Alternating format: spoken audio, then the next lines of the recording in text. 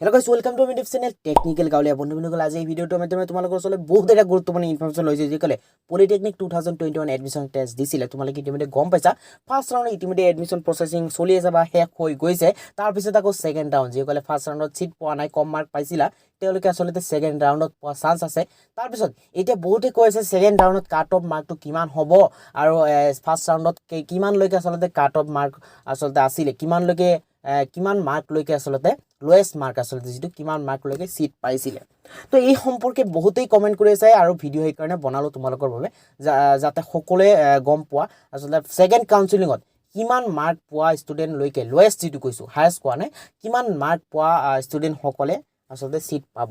ঠিক আছে এনেকুৱা ধৰণৰ কথা তোমালোকে ইতিমধ্যে গমে পাইছা সেকেন্ড আসলতে যেটো ৰাউন্ড সেকেন্ড ৰাউন্ড তোমালোকৰ 27 সেপ্টেম্বৰৰ পৰা আসলতে স্টাৰ্ট হ'ব এক আসলতে তোমাৰ সেপ্টেম্বৰৰ পৰা স্টাৰ্ট হ'ব 1 অক্টোবৰ লৈকে আসলতে চলি থাকিব ঠিক আছে তো তোমালোকক কৈছো ফাৰ্স্ট ৰাউন্ডৰ প্ৰথমতে তোমালোকক কৈছো ফাৰ্স্ট ৰাউন্ডৰ কিমান লোয়েস্ট মাৰ্ক জেনাৰেলৰ কথা কৈছো জেনাৰেল টু যেহেতু তোমালোকৰ হাইয়েস্ট বেছি মাৰ্ক লাগে সেইকাৰণে জেনাৰেলৰ পৰা স্টাৰ্ট কৰিছো তাৰ পিছত তোমালোকে এচসি এসটি বিলাক তোমালোকে নিজেই গম পাব ঠিক আছে তোমালোকে জেনাৰেল টু কৈছো যে তোমালোকৰ ফাৰ্স্ট ৰাউন্ড যেটো হৈছে ফাৰ্স্ট ৰাউন্ডৰ কিমান মাৰ্ক পাইছে এতিয়া আগতে তোমালোকে এটা কথা লৈ কৈছো যে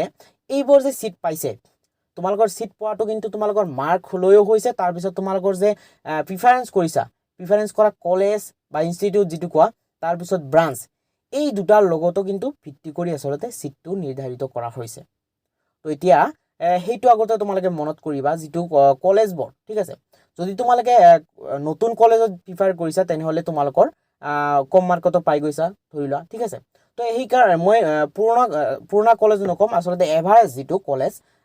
নতুন কলেজে যিবোৰ এডমিশন পাইছে ঠিক আছে কম মাৰ্কত হেইটো লৈ তোমালোকক এটা ধাৰণা দিম যে ফাৰ্স্ট আসলতে ৰাউন্ডত কিমান মাৰ্ক লৈকে সিট পাইছে লোয়েস্ট মাৰ্ক ঠিক আছে জেনাৰেলৰ পৰা স্টাৰ্ট কৰিছো তো তোমালোকে ভালদৰে শুনি লবা ধৰিলা এজন ষ্টুডেন্টে 35 পাইছে জেনাৰেল কাষ্টৰ ঠিক আছে 35 পাইছে হি যদি নতুন পলিটেকনিক ধৰিলা উদালগুৰি পলিটেকনিক চিৰাং পলিটেকনিক বা বাক্সা পলিটেকনিক বা তোমাৰ তিনিচুকীয়া পলিটেকনিক এনেকুৱা ধৰণৰ পলিটেকনিক যিবোৰ আছে সেই পলিটেকনিক বৰত যদি প্ৰিফাৰেন্স কৰিছে তেনেহলে তেওঁলোকে ডাইৰেক্টলি পাই গৈছে ঠিক আছে তো তোমালোকে নিশ্চয়কৈ গম পাইছা ফাৰ্স্ট ৰাউন্ডত মানে মিনিমাম ধৰিলা 34 35 জেনাৰেল কাষ্ট পাই গৈছে ধৰিলা নতুন পলিটেকনিকত পুৰণা পলিটেকনিক বৰ কথা কোৱা নাই কিন্তু পুৰণা পলিটেকনিক তোমালোকে ইতিমধ্যে গমে পাইছা পুৰণা পলিটেকনিকত নাম্বাৰবোৰ বহুত লাগে তো তাৰ পিছত এতিয়া সেকেন্ড কাউন্সেলিংত তেনেহলে কিমান আসলতে পাব লাগে আসলে সেকেন্ড কাউন্সেলিংত তেনেহলে সেকেন্ড কাউন্সেলিং হয় ধৰিলা সেকেন্ড ৰাউন্ড ঠিক আছে সেকেন্ড ৰাউন্ডত ৰিজাল্টটো যেহেতু 27 সেপ্টেম্বৰত দিব তেনেহলে কিমান মাৰ্কৰ ষ্টুডেন্ট পাব লাগে বুলি এটা ধাৰণা তোমালোকক দি আছো জেনাৰেল ধৰিলা 32 33 বা 31 লৈকেও পোৱা এটা বহুতেই চান্স আছে যদিহে নতুন পলিটেকনিক বৰত প্ৰিফাৰেন্স কৰিছে আৰু সিট যদি এভেইলেবল থাকে ঠিক আছে ধৰিলা যেহেতু বহুত ষ্টুডেন্ট ৰিজেক্ট হৈ গৈছে ঠিক আছে বহুতেই এডমিশন লোৱা নাই ফাৰ্স্ট ৰাউন্ডত সিট পায়ও বহুতেই আসলতে এডমিশন লোৱা নাই বা তেওঁলোকৰ ডকুমেন্ট বহুত ভুল আছিল ৰিজেক্টেড হৈ গৈছে তোমালোকে ইতিমধ্যে গম পাইছা বহুতেই ৰিজেক্ট হৈ আছে ডকুমেন্ট ভেৰিফিকেশনত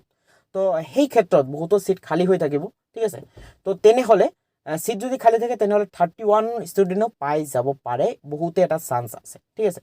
তো তোমালোকে আজিৰ ভিডিওটোৰ মাধ্যমে তোমালোকে গম পাইছা সেকেন্ড ৰাউন্ডত লোয়েস্ট মাৰ্ক কিমান লৈকে আসলতে ষ্টুডেন্ট জেনাৰেলৰ কথা কৈছো তো তোমালোকে এসটি এসসি তোমালোকে নিশ্চয়কৈ গমে পাবা জেনাৰেলৰ যেহেতু হাইয়েস্ট মাৰ্ক লাগে হেইটো তোমালোকক কৈছো যেহেতু ভিডিওটোত সকলোবৰ কাষ্ট লৈ ডিসকাস কৰাটো সম্ভৱ নহয় বহুত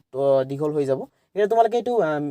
এইটো নিজেই ভাবি লবা জেনাৰেলৰ যেহেতু কৈছো জেনাৰেলৰ পিছত তোমালোকে এসটি ওয়াইজ তোমালোকে মানে কাষ্ট ওয়াইজটো নিজে বুজি পাবা ঠিক আছে তো আজিৰ ভিডিওটো তোমালোকে আশা কৰি বুজি পালা আসলতে সেকেন্ড ৰাউন্ডত কিমান মাৰ্ক কাট অফ মাৰ্কটো আহিব পাৰে লোয়েস্ট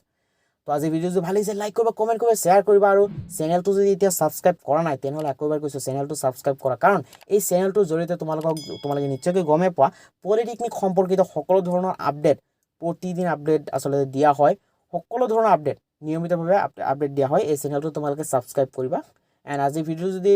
ভাল লাগিছে আকৌবাৰ কৈছো লাইক কৰিবা কমেন্ট কৰিবা এন্ড ভিডিওটো চোৱাৰ বাবে তোমালোকক বহুত বহুত ধন্যবাদ thank you so much bye by